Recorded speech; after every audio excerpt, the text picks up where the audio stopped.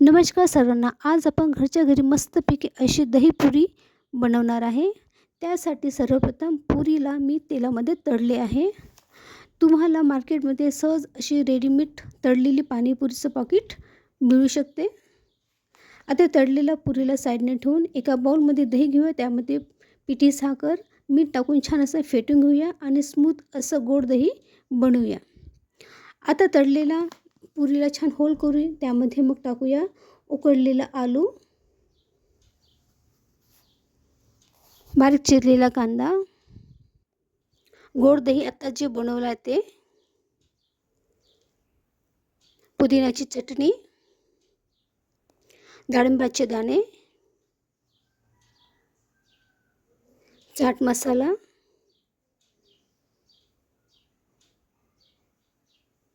बारीक सेव आणि परत गोड दही टाकूया आणि चिंचेची चटणी,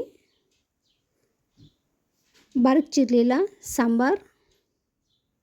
आता बघू शकता मस्तपैकी अशी तयार आहे आपली दहीपुरी.